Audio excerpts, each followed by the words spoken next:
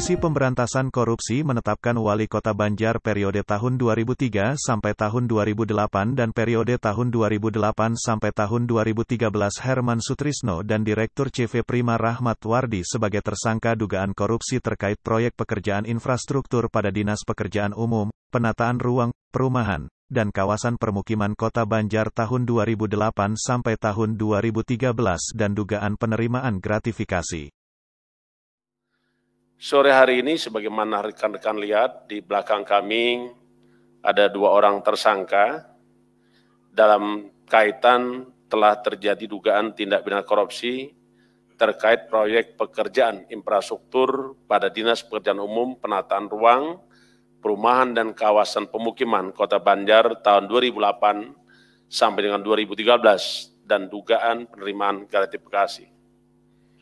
Perkara ini diawali dengan adanya laporan masyarakat yang kemudian dilakukan pengumpulan data dan informasi serta dilakukan upaya penyelidikan mendalam sehingga kita dapat menemukan bukti permulaan yang cukup dan kita yakini telah terjadi suatu peristiwa pidana dan dilakukan oleh 2 orang tersangka atas nama HS Wali Kota Banjar periode 2003 sampai dengan 2008 dan periode 2008 sampai dengan 2013 bersama-sama dengan RW swasta Direktur CP Prima.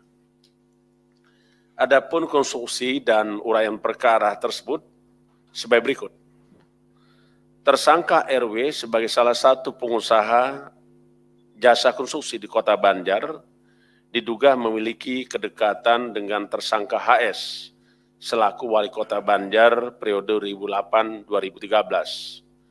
Sebagai kewujud kedekatan tersebut, diduga sejak awal telah ada peran aktif dari HS, diantaranya dengan memberikan kemudahan bagi RW untuk mendapatkan izin usaha, jaminan lelang, dan rekomendasi pinjaman bank, sehingga RW bisa mendapatkan beberapa paket pekerjaan di Dinas PUPR PKP, Dinas Pekerjaan Umum, Penataan Ruang, Perumahan, dan Kawasan Pemukiman di Kota Banjar. Di antara tahun 2012 sampai dengan 2014, RW dengan beberapa perusahaannya mengerjakan setidaknya 15 paket proyek pekerjaan pada Dinas PUPR PKP Kota Banjar dengan total nilai proyek sebesar 23,7 miliar. Dan sebagai bentuk komitmen atas kemudahan yang diberikan oleh HS, maka RW memberikan fee proyek antara 5 sampai dengan 8% dari nilai proyek untuk HS. Pada sekitar Juli 2013, HS diduga memerintahkan RW melakukan peminjaman uang ke salah satu bank di Kota Banjar dengan nilai yang disetujui sekitar 4,3 miliar yang kemudian digunakan untuk keperluan pribadi HS dan keluarganya, sedangkan untuk cicilan pelunasannya tetap menjadikan kewajiban daripada RW. Rekan-rekan yang saya hormati, selanjutnya RW juga diduga beberapa kali memberikan fasilitas pada HS dan keluarganya, di antaranya tanah dan bangunan untuk pendirian SPPBE, Stasiun Pengisian dan Pengangkutan LPG di Kota Banjar. Selain itu, RW juga diduga memberikan sejumlah uang untuk biaya operasional rumah sakit swasta yang didirikan oleh HS. Selama masa kepemimpinan HS sebagai Wali Kota Banjar tahun 2008 sampai dengan 2013, diduga telah banyak menerima pemberian sejumlah uang dalam bentuk gratifikasi dari para kontraktor dan pihak lainnya yang mengerjakan proyek di pemerintahan Kota Banjar. Saat ini, tim penyidik masih terus melakukan perhitungan jumlah nilai penerimaan gratifikasi yang dimaksud.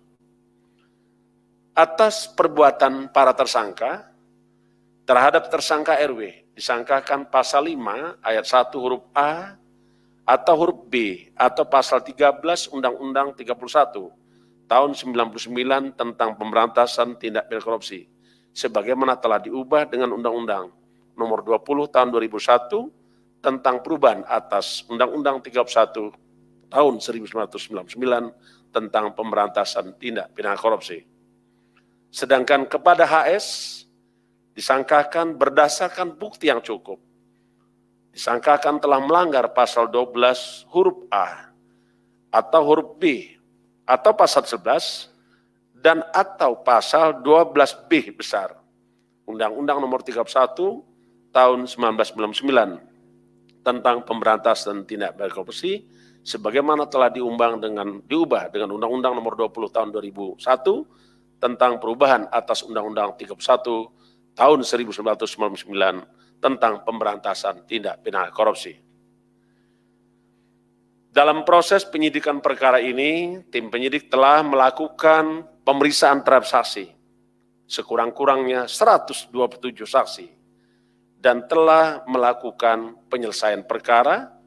Tim penyidik juga melakukan upaya paksa penahanan terhadap para tersangka untuk selama 20 hari pertama, dimulai tanggal 23 Desember 2021 sampai dengan 11 Januari 2022. Saudara tersangka RW ditempatkan di Rumah Tahanan Negara KPK Kapling C1, sedangkan tersangka HS di Rutan KPK pada Gedung Merah Putih. Kita paham saat ini pandemi COVID masih menjadi perhatian kita semua, karenanya untuk 2 tersangka kita lakukan isolasi mandiri selama 14 hari pada rutan dimaksud. Beberapa kejadian tindak korupsi yang sudah diungkap oleh KPK dan hari ini adalah menambah catatan kepala daerah yang terlibat tindak pidana korupsi. Sebagaimana rekan-rekan ketahui bahwa setidaknya sejak berdirinya KPK sampai dengan sekarang, kurang lebih 1.374 tersangka tindak korupsi. Hanya 142 kota. Itu saya kira rekan-rekan bisa pemberitaan kita. Selanjutnya kami dari KPK dan segenap insan KPK terus berharap dukungan masyarakat untuk melakukan upaya-upaya pemberantasan dan pencegahan korupsi, sehingga suatu saat yang tidak begitu lama, Indonesia bisa mewujudkan mimpinya, bebas dan bersih dari korupsi. Kami juga menyampaikan bahwa kepada penyelenggara negara, dimanapun rekan-rekan melaksanakan tugas, tetaplah teguh komitmen dan integritas untuk membangun terus budaya anti korupsi. Baru saja kita melaksanakan Hari Anti Korupsi Sedunia dengan tema Satu Padu Membangun Budaya Anti Korupsi. Saya kira ini perlu kita terus gelorakan, terus kita upayakan sehingga Indonesia bebas dari praktek-praktek korupsi. Sekian, terima kasih. Saya akhiri, wassalamualaikum warahmatullahi wabarakatuh. Om Santi, Santi, Santi Om.